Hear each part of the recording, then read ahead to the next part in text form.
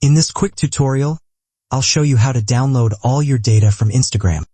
First, open the Instagram app and go to your profile by clicking on your profile icon down below.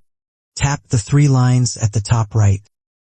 Click Account Center, scroll down to the Account Settings options, then click on Your Information and Permissions.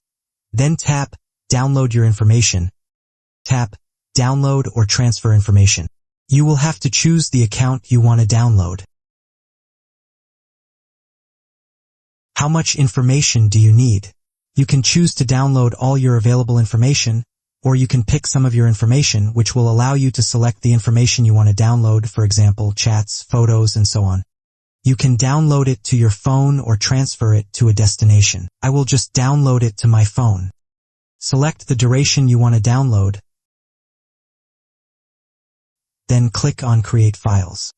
Your files will then be processed. When the file is ready, you will be notified via email. And also, you will see a downloadable file right here. After downloading the file, you just unzip the file and you're good to go.